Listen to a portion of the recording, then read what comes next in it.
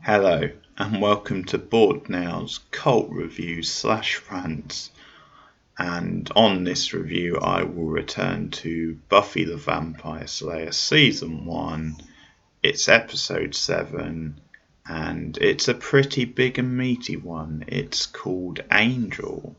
And as the title suggests, we're going to return to Angel and dig a little deeper into his character. So far, he's had a pretty minor part in things. He keeps showing up every now and again, advising Buffy, and there's obviously this thing between them, which is, he has this mystique to him, but so far nothing has really materialized between the two. So this is a big episode, not just in moving that storyline together forward, but also in building the mythology of the show, of Angel as a character, and a bit more about his background. So this is obviously a turning point for the character in becoming a bit more of a featured character, giving him a bit more to do, a bit more meaty. So far, before this episode, he had really only made cameos and popping up here and there, and some episodes you sort of felt, well, did the episode really need him? But this is obviously so much centered on him and how things are going to develop between him and Buffy in the future. And of course, it's sort of the first sort of clue that he is going to be more than just a supporting character. And of course, it's kind of the early hint, although at this stage they didn't know, but it's kind of building the kind of mythology for him to have his own show later, which, as I said, they didn't know at this point. But it's obviously something where when you see how he really comes into his own, and then later on his own show even more so, because on Buffy, although he has a big part, especially in relation to Buffy, he is still very much a supporting character, but obviously very different when he gets his own show. So this is a big episode in moving Angel forward, moving his backstory forward, and the whole myth, and also with Darla, because Darla, interesting irony to this episode, because I'm going to go into full spoilers, and assuming you're watching this, you've probably seen the episode before as well, but this is obviously her last episode on Buffy, apart from flashbacks in a later episode. But besides that, we don't see her again, and this is the end for her on Buffy. And it's sort of an irony, because when we move over to Angel, when he has his own show, she actually becomes a big character and has a massive arc in that, and the past relationship with Angel really becomes a big part of that. And it's just one of those things, looking back, who would know that she would become such a big character in, well, if you like, the Buffyverse, because Angel is still a part of that. But certainly on Angel, having seen her briefly on Buffy, and to be honest, not making that much of an impression. She certainly has her moments, and I'll talk a bit more about that in this episode, why she didn't really make that much of an impression. But obviously she's a fleeting character, a bit in and out this season, and then obviously the 7th episode is her last. So it's very interesting looking back on Darla in this first season of Buffy. And I guess at this point they just didn't know what the future would hold. They didn't know then she would go on and feature in Angel's own show, because at this point they didn't know Angel would have his own show. But because of the backstory they set up and the history between Darla and Angel in this episode, it obviously makes sense, and she would become a much bigger character on Angel later on. But I should set things up with who directs and writes the episode, because that's very interesting. Now, The director is actually Scott Brazil, who's a name I've not really come across before, and I'm pretty sure this is his only episode directing on Buffy. I could be wrong about that, he might have done another one, but certainly he doesn't make many appearances. And the writer is actually David Greenwalt, and that's obviously significant because he would go on to become the showrunner for Angel. So yeah, you sort of wonder if this was the start of things and the start of him really getting these ideas for how things would move forward. And then when... God damn.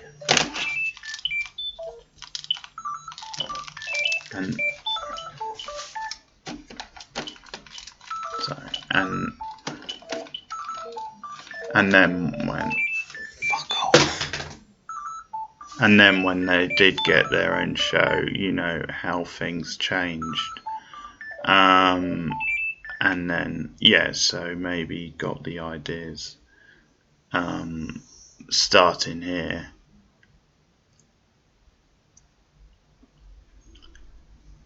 So yeah, he's obviously the script. Sorry about that. He's actually the script writer on this episode, and I think it's worth saying. And I think it's probably a case of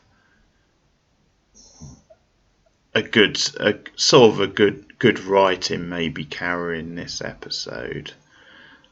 Because I think the direction from Brazil is lacking a bit at times, so I think the writing does sort of make up for it. You know, because although generally it is a strong episode and an important episode, I think there are some weaker moments, and I think probably part of that might be in the direction, you know, not quite being that strong, being a bit sloppy at times. So I think, yeah, it's important to mention Greenwald's script in the reason why it works so well. And it would be interesting to know. I mean, obviously, as the main showrunner of Buffy, you know, pretty much everything went through Josh, and no doubt he had his input in the episode. And obviously he was involved in Angel, the show, as well. But I mean, Greenwald was the main showrunner. So it would be interesting to know if Greenwald really started fostering ideas for Angel and for the future from this episode, from what he's writing. And how much of it was his stuff, and obviously Whedon involved as well. But yeah, certainly I think the writing is very strong in this episode, and it does paper over some of the cracks with the direction not being the best from Scott Brazil. So yeah, oh, and I should also mention it's a big step up from Greenwald because he actually wrote my least favourite episode of the season so far anyway, up to this point, which was Teacher's Pet, which I thought was a terrible episode. I mean, not without its moments, you know. I think, as I've said before, Buffy as a show is one of those rare shows really where even the weaker episodes you still get watchable moments and you still get good things out of the episode, which is quite rare for TV. I think most shows, if you have a bad episode, it tends to really stink.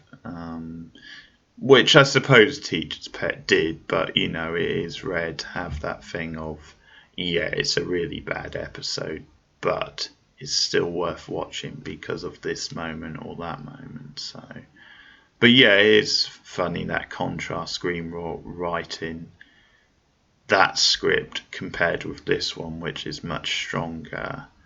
And he is a bit up and down in quality. I mean, obviously on Buffy, because I'm guessing at the time he was quite a young writer-director, and you know, I think he's obviously involved for like, I think 3 seasons, and then obviously the spin-off happened with Angel, so he went to work on that.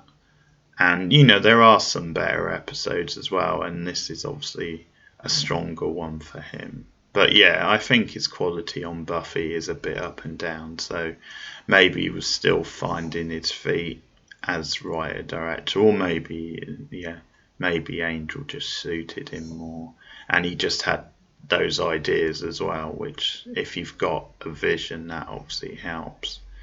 But anyway, I'll get into the episode because, as I said, it's a strong episode with, again, maybe one or two nitpicks, which I think may be more down to the direction and certain choices. So the Master's back in it again, and he loses another vampire, and out of frustration he tries to call in the Three, which is this select group of vampires.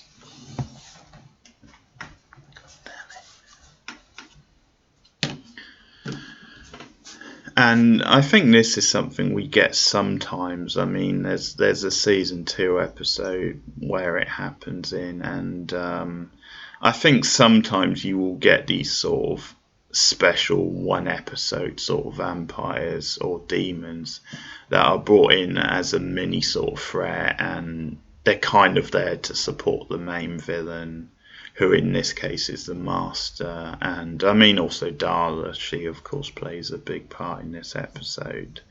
So yeah, it's one of those things, it feels a bit of a gimmick because you know they're probably not going to last past the episode, and they're a bit undefined really. It's just this idea that they're supposed to, carry this, I don't know, particular power, and they are sort of hired sort of hands, so a little bit generic. You don't really get much into the Three, and I suppose in a way that's maybe something that could have been cut from the episode, but I can sort of see the point of it because it does lead to, it leads to the reason why Buffy and Angel are sort of forced to run together, in a way it sort of forces them together. So I can see that point, and also I can see the point then it leads to Darla,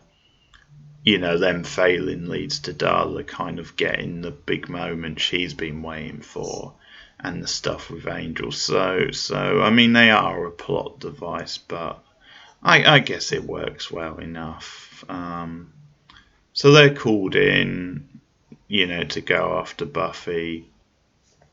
And we do get a bronze scene, which is always good. And I like the small little quirks. So they're having like a fumigation party or a post-fumigation party, whatever it is, at the bronze. And the kind of idea is then it's like this tradition they have when the club is going to be shutting down for a few days or a week or whatever it was. So they have this special like fumigation party where they're doing all these gross things and picking bugs up or something like that. And yeah, who knows if this has any basis in reality. I suspect not, but yeah, it's just one of those funny little quirks. But the actual thing with the Scoobies in this scene is that Willow and Buffy are still talking boys. Obviously Buffy at this point is resigned to the fact that maybe nothing's going to happen with Angel, and that's kind of setting things up for the episode. Willow obviously still hung up over Xander, and we get classic goofy Xander. We see him doing a really cheesy dance at the bronze, and he's trying to impress this girl, and then he sort of realises she has a boyfriend, or I think he probably knew, but we see the boyfriend kind of intimidating Xander, and he kind of coolly backs away, and he backs into Cordelia. And I'll talk a bit about this because he rubs her up the wrong way. He sort of whatever. She says, get away, these are new shoes and all that. And there's a bit of banter between them. And it's worth mentioning, actually, because I think this is sort of the start of their feud, if you like, if you want to call it a proper feud. And what I mean by that is, obviously, in previous episode, we've seen them make snarky comments towards each other. But I think, yeah, there was something in this, the way they interact in this scene, where it's, I think it's the start of them slowly turning into flirtation with their interactions, or it's certainly the start of their feud becoming like a bigger sort of thing, maybe, whereas it was just the odd comment before, and that's obviously going to lead to other things.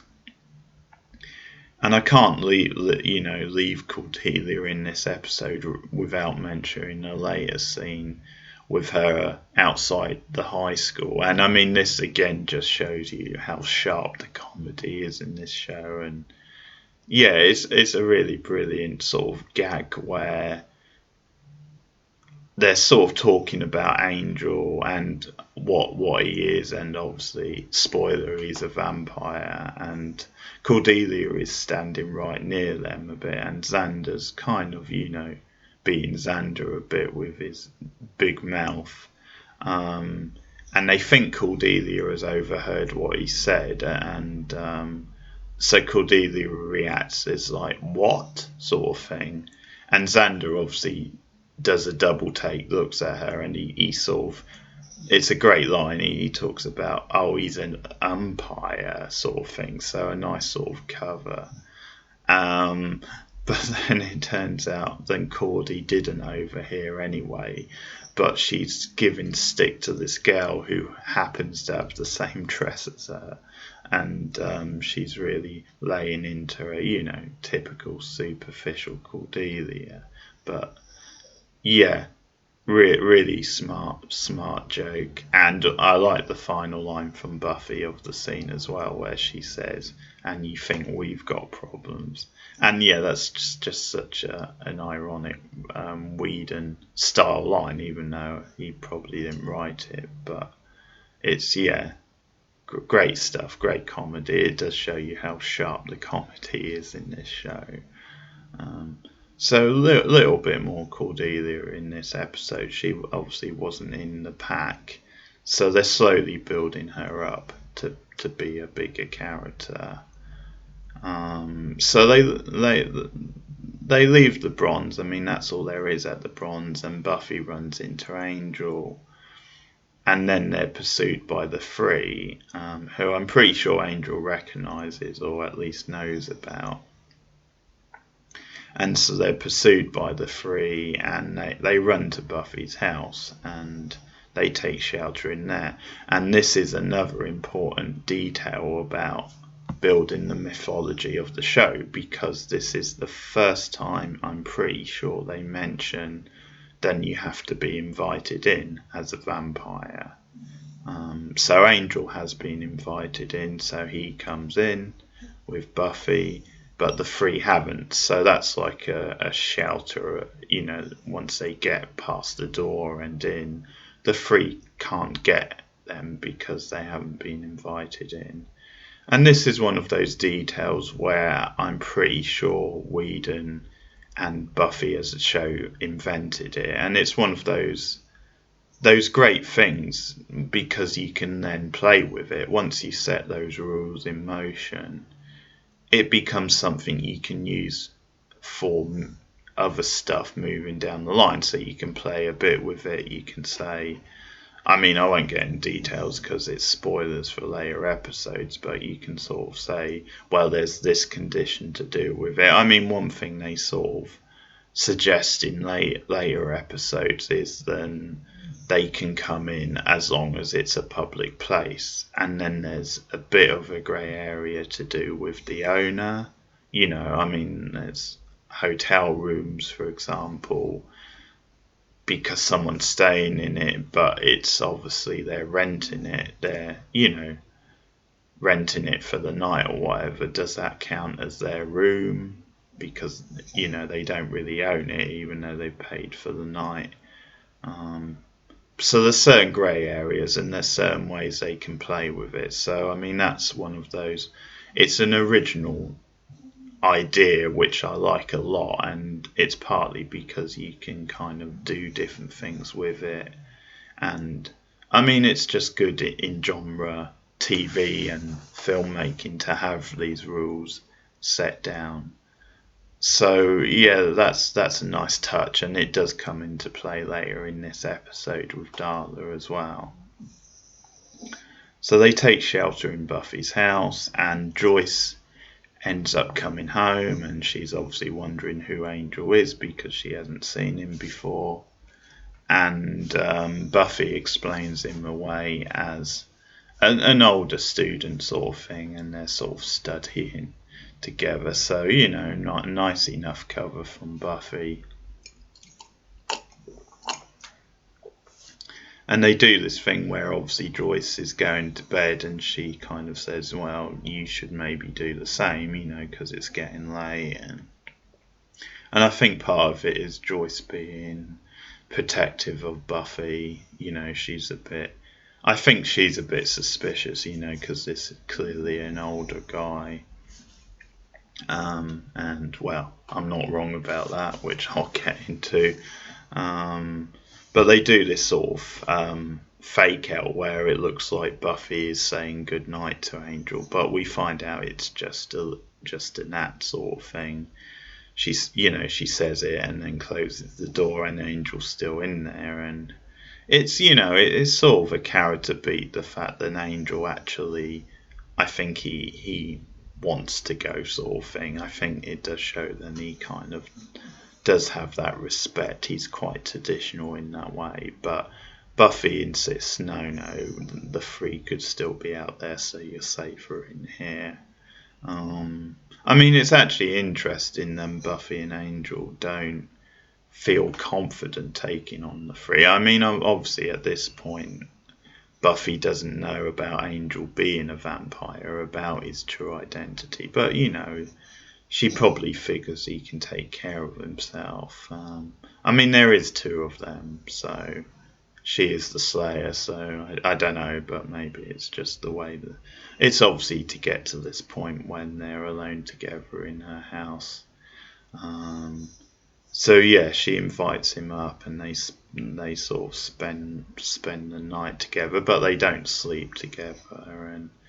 And this is a whole thing the next day at school when I will say actually there is a sloppy moment in this scene when they first go up to Buffy's room, because it's the way it plays at least is, and it's literally been a couple of minutes or something since Joyce went to bed, and they go up to her room and obviously into the room, but then they're sort of talking, and they're not talking that quietly, and you sort of think, well, wouldn't Joyce hear them really? Even if her bedroom happened to be like the other end of the hall, they still seem to be talking loudly enough that she probably would hear them.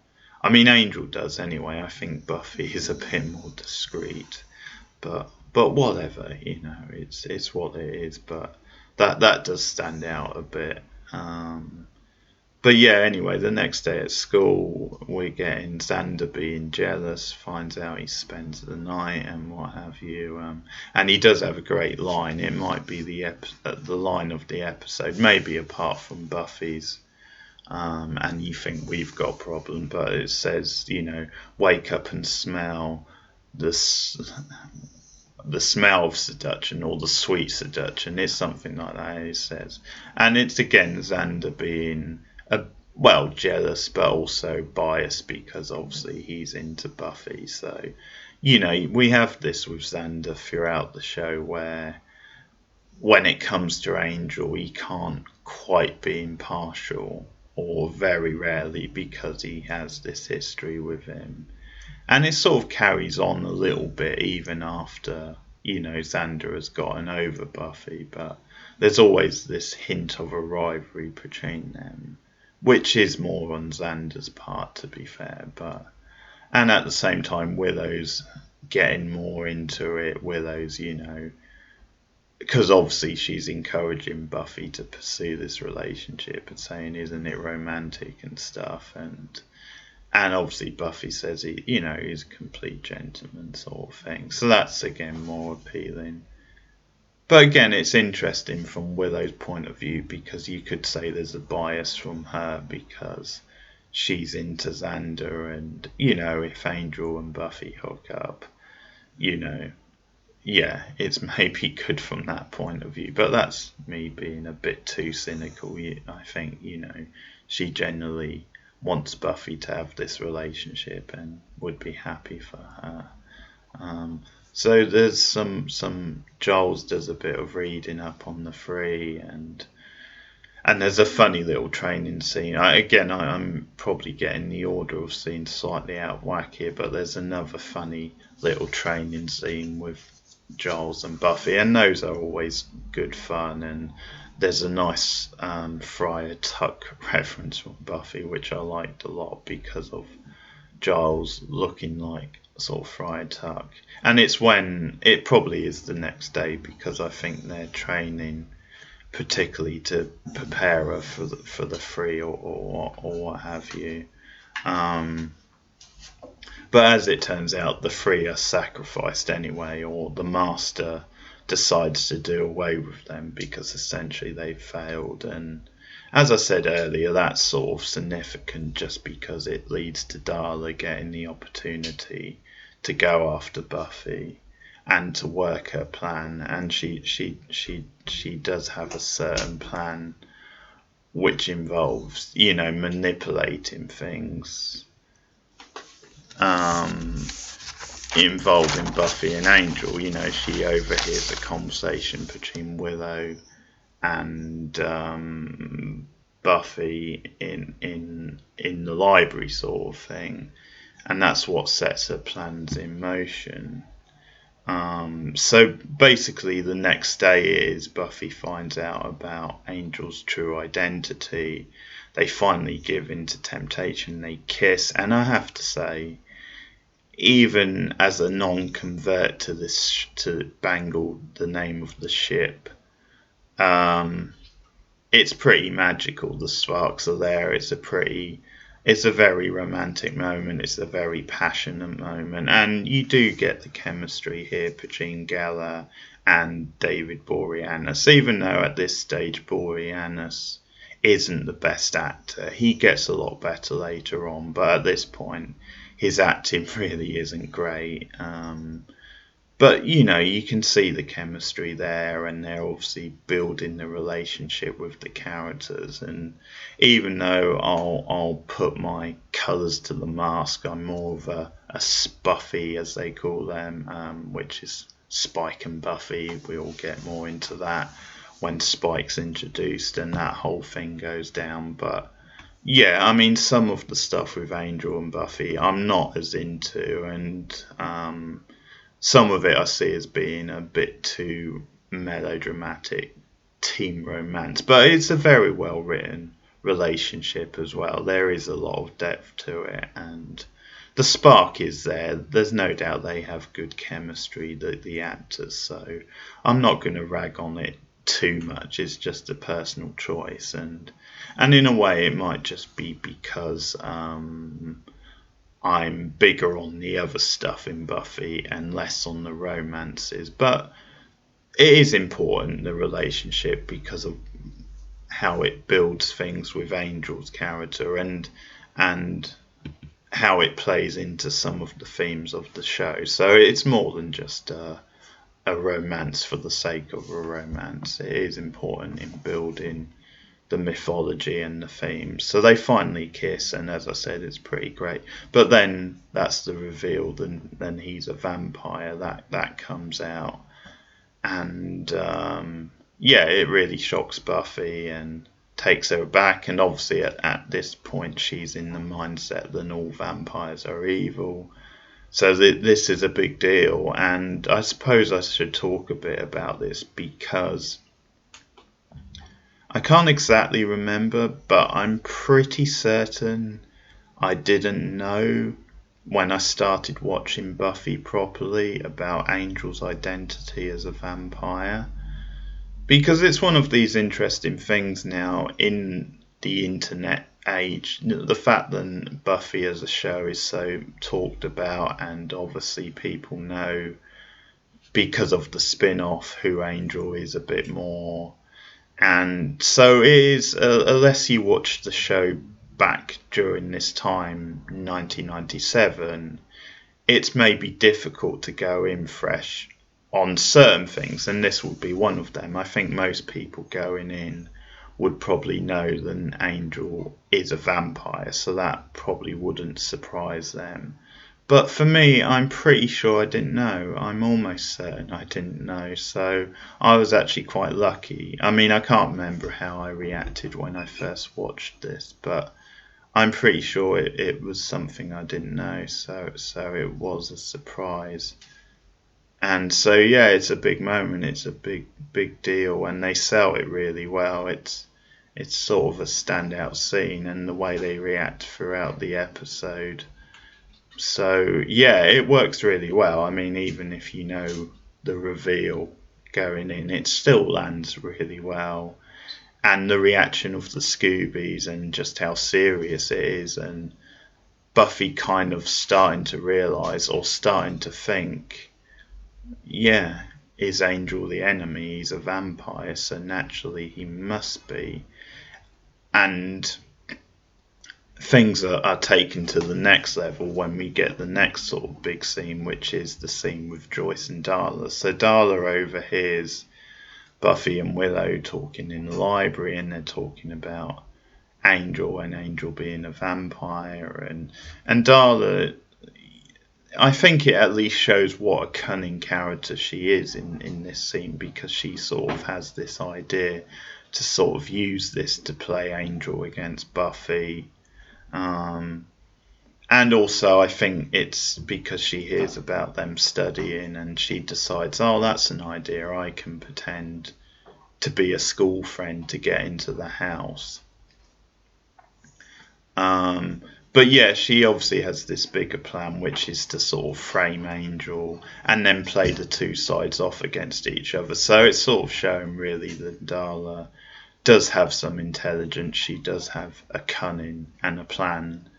So yeah, she goes over to Buffy's house, and she's wearing the sort of Catholic schoolgirl outfit which we saw in the pilot her wearing. So that's a nice sort of callback. And she basically, yeah, scams away, and she pretends she's a school friend of Buffy's, and Joyce invites her in, not knowing, sort of thing. And so that's kind of how she gets in. So again, it goes back to that vampires need to be invited in. So Joyce, not knowing, gives her an invitation, and then Angel happens to be coming over anyway for whatever reason. I mean, I guess he's just trying to sort of patch things up with Buffy because of the way things went down. But yeah, I mean, it's sort of confirmed in this. And again, this is something maybe they were trying to sell or try and fool you with, is the fact, well, you got this mysterious guy who up to this point has been showing up randomly, and we don't know much about him, and now he's a vampire. So I think the writers were maybe trying to fool you on that end as well, maybe make you think, well, he must be a bad guy, it turns out. And the fact that he's had this mystique going in, maybe would sell the viewer on that at the time. Then yeah, Angel must be a bad guy, or could he be a bad guy, sort of thing. But anyway, he shows up, and he obviously tells Joyce, you can't trust her, sort of thing. And Darla has already kind of taken a bite out of Joyce, so Joyce has passed out, and Angel shows up, and Darla sort of runs, but then obviously Angel is in the house, so he sort of, when Buffy comes along, he's sort of framed essentially. It looks like he's the one who's attacked Joyce, and it's a good strong visual moment, because Buffy then throws him out the window. It cuts to him flying out the window. So again, we see Buffy's rage at this, how she reacts. And yeah, she just says, don't come near me or my family again if you do, I'll have to kill you. So it's a strong statement. And interesting that at this point Angel doesn't try to explain. But so anyway, they take Joyce to the hospital, and I mean, she is in quite a bad way, but Giles sort of makes the point, it's lucky you got to her as quickly as you did. Then there is some issues in the bloodstream, but, because it's quite an early point, it takes a while for any real damage to sort of be done. And obviously there's various ways, vampires can either bite to kill, or they can turn someone, or, normally the idea is that if you get killed after a certain point, you're probably going to turn. But anyway, they managed to get to Joyce in time, and the doctors managed to save her. And that's interesting, the fact that, they're still saying that there's a science here, there's a logical medicine which they can come up with. And obviously the doctors don't know about the whole vamp thing, but the fact that they can still save Joyce if they get to her in time. So we get more character beats here at the hospital. We get Joyce and Giles meeting for the first time, which is interesting considering what happens with them later. But Joyce is introduced to him, so that's quite a big thing, because Giles is kind of an unofficial father figure to Buffy in the absence of her real father, Hank. We'll get into him in a couple of episodes. But it's actually a moment with Joyce and Giles where Joyce mentions about Buffy's friend Darla, and that's when it clicks with Giles, then something's going on, and they actually figure out then, it wasn't Angel, it was Darla, because they know who Darla is. And it builds to this scene at the Bronze, which is really sort of odd.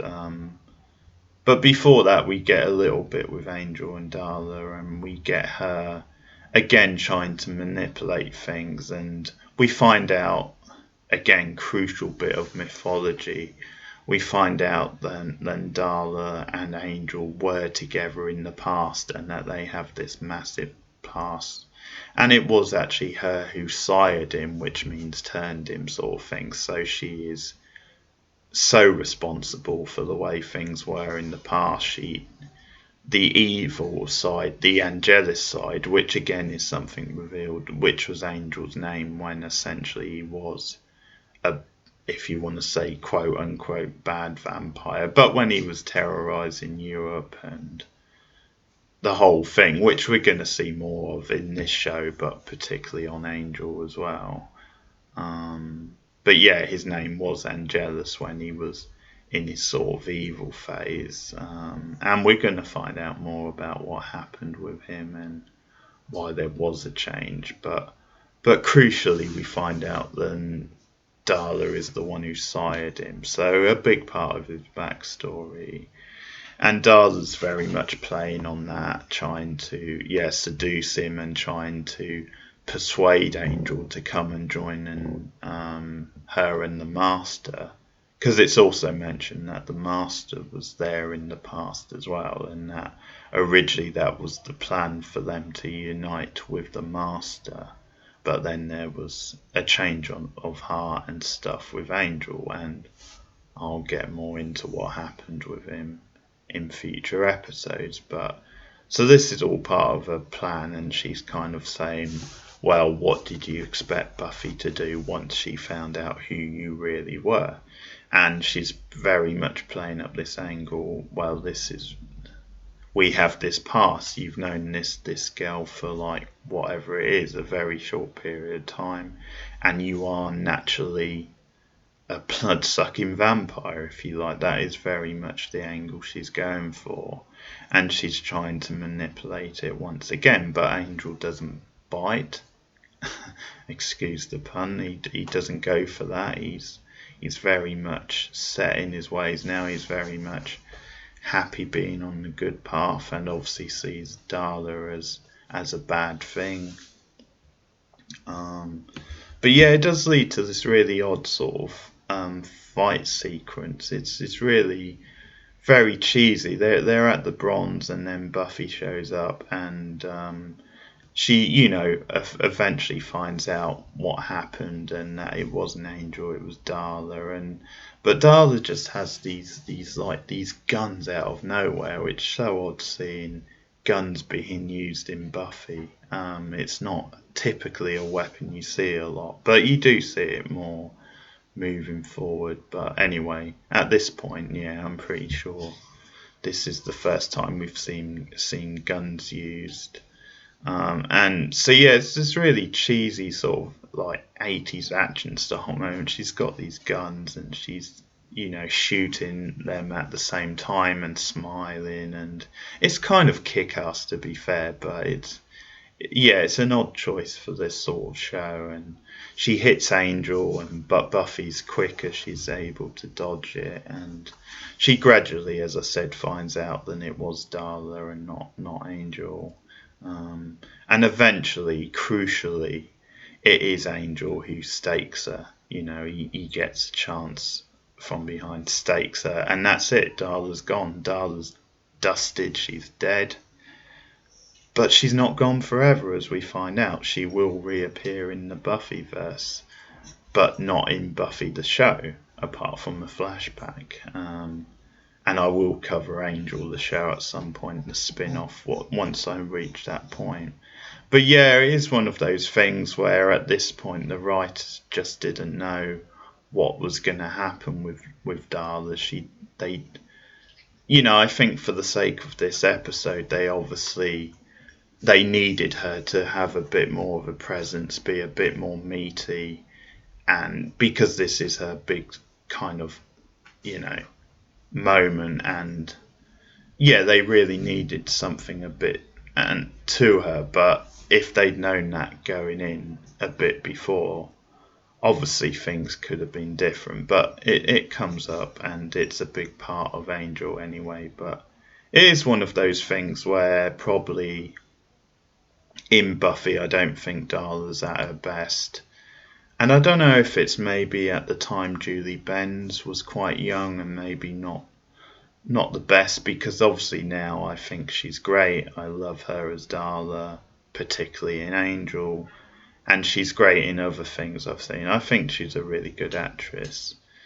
But it could have been more the writing, the writing was a bit flat, and the fact that she was such a supporting character and not given too much to do until this episode. But I think it's still, there's enjoyable moments with Darla, and I enjoy the performance enough. I enjoyed the performance in the pilot, the opening scene in the high school, and yeah, pretty solid in this episode. But yeah, it's just interesting looking back, the fact that Darla in Buffy is such a side note, but she has such a big part to play on Angel.